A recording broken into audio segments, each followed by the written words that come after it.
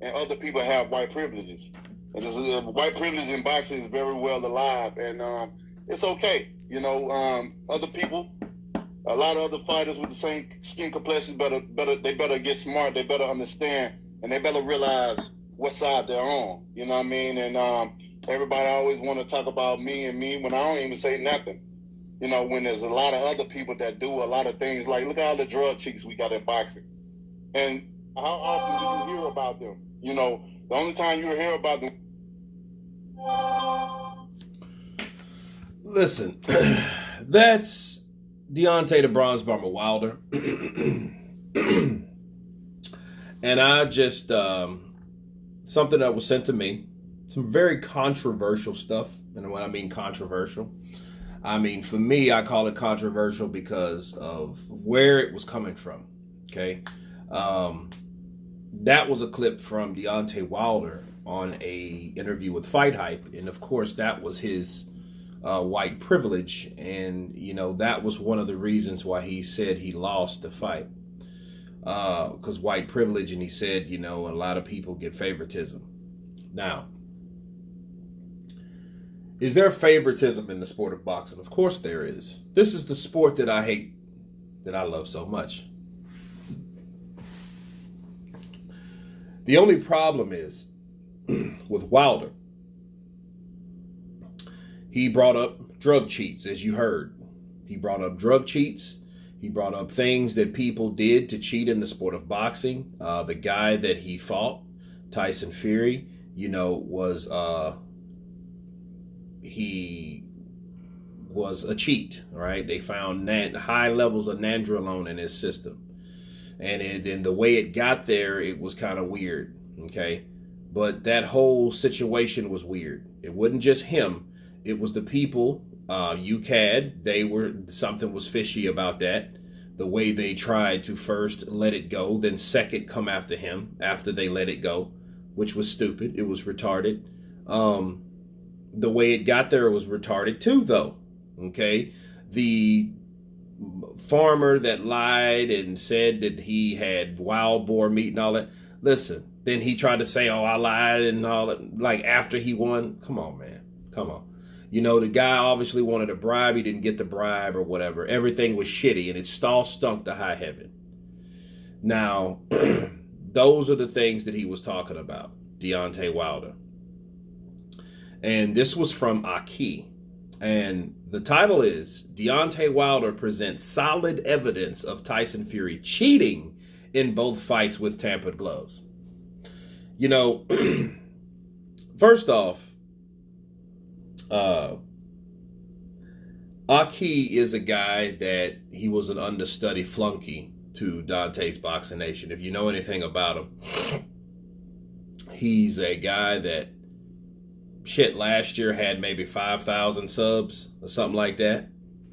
And his whole channel, he's done very, very successful with pushing the glove gate. And, and I've noted, because I've saw his channel from Dante's, because he used to use Dante as a platform, I guess, until his got big enough. And it blew up like last year.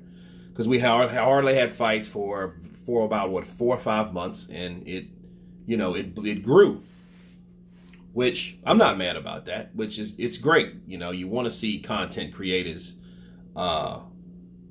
advance, but at what cost? Propaganda, clickbait,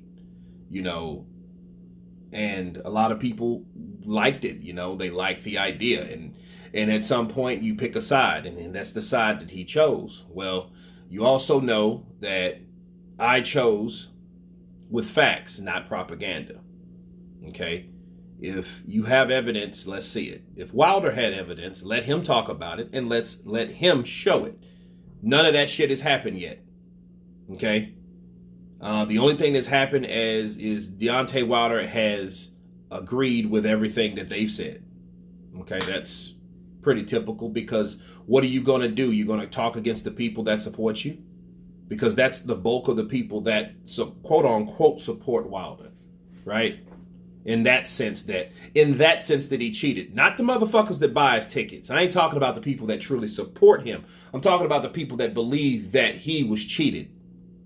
Even though these are the same people that watch these countless videos that Aki and Dante's Boxing Nation, they string out and they push out.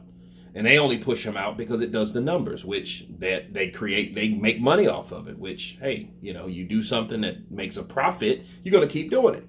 So that's what they did. So people watch it because of that reason. But those are some of the same fucking people that don't buy the fights, that don't buy the shirts, that don't support Wilder whatsoever. They won't even pay $5 to go or $10 to go into a pool hall that fight's going to be at. They'll stay at home. No, I'm going to watch it on Fire Stick. I watch it for free on YouTube. Right? So that's what you have.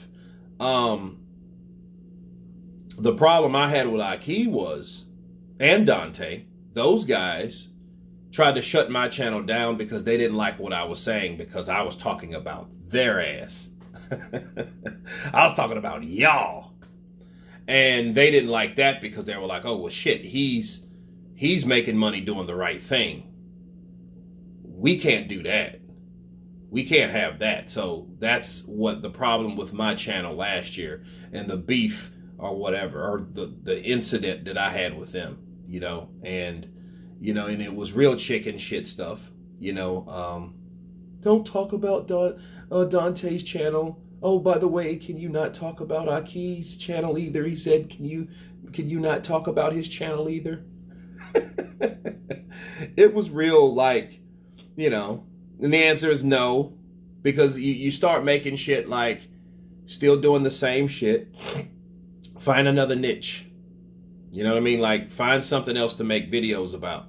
There's other sports and there's other fighters too, besides Wilder and Fury's gloves, and 2 screenshots. One with the, with the glove and he's holding in the other one with the squish glove under the bicep of fucking Wilder.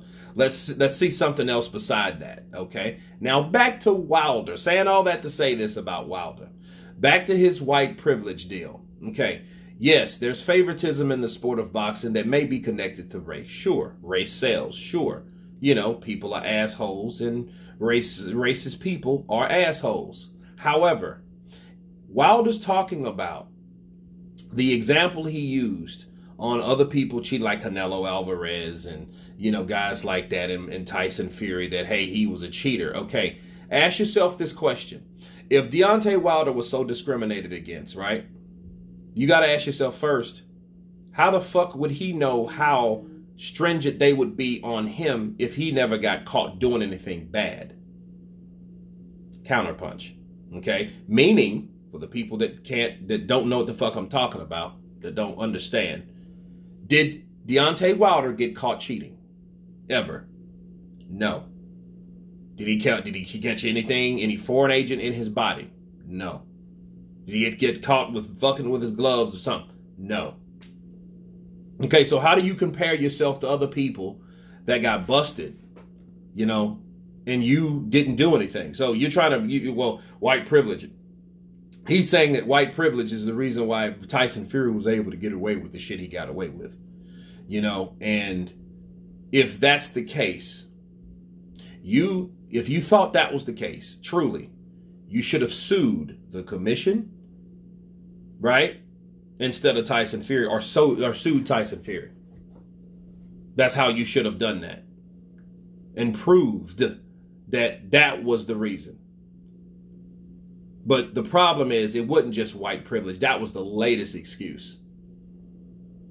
See, you can't keep making excuse after excuse after excuse when you want people to believe a legitimate one reason. Counterpunch. Hey man, what happened? Man, I was drugged. Okay. Then people like, man, you heard Deontay Wilder said he was drugged. Yeah, man, he was drugged. That's why he was flopping all over the place. Okay, that might have been believable if you only stuck with that. Man, I was drugged. Something wouldn't right. I was drugged in there. Everybody could see that. But then yet, that wasn't the first thing you mentioned, oh man, my suit was too heavy. Because that's something that he asked or he mentioned, because he didn't know. Like Blue Blood said, well, maybe he just didn't know. He just was trying to give people reasons on or what could have possibilities of what could have happened. Okay, fair enough. Well, if that's the case, you didn't know what was going on with you. So you first said the costume.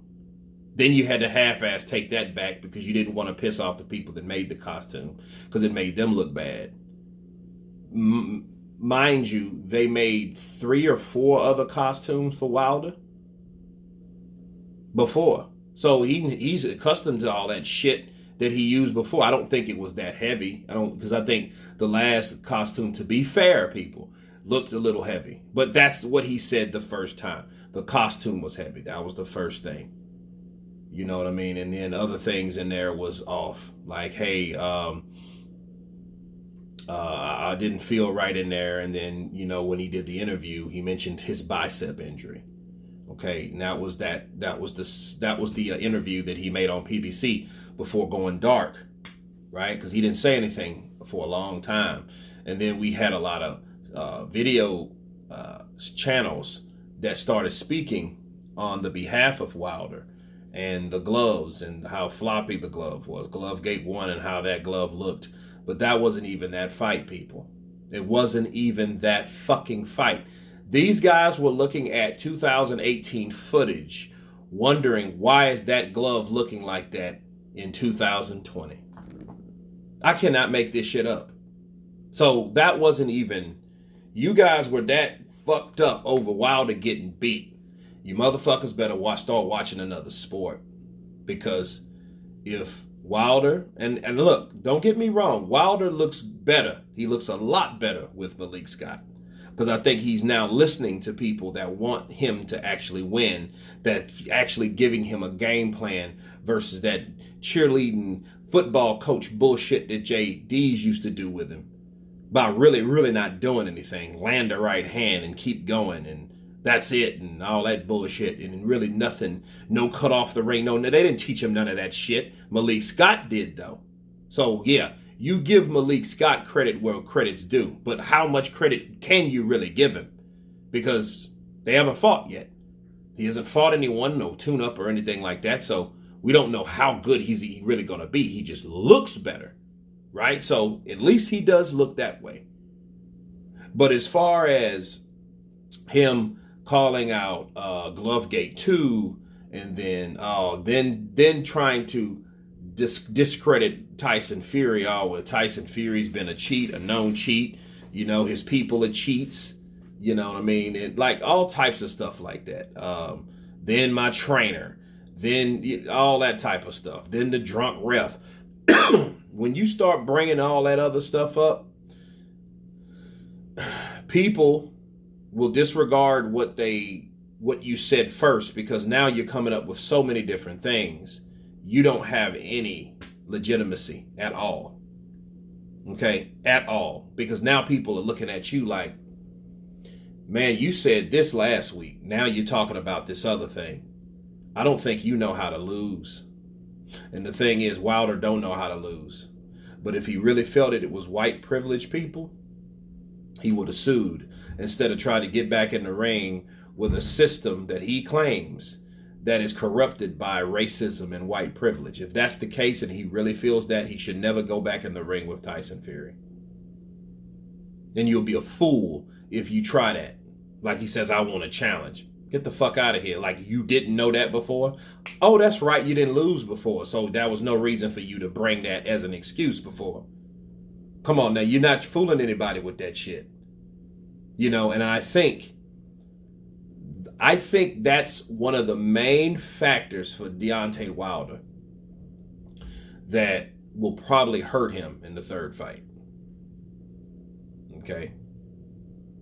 The ideology of denial. Because I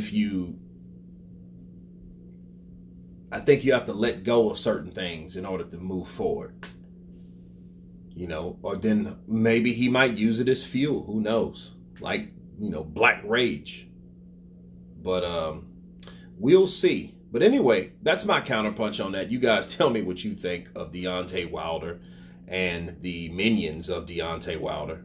Of course, please subscribe. And you guys been Counterpunch. Peace.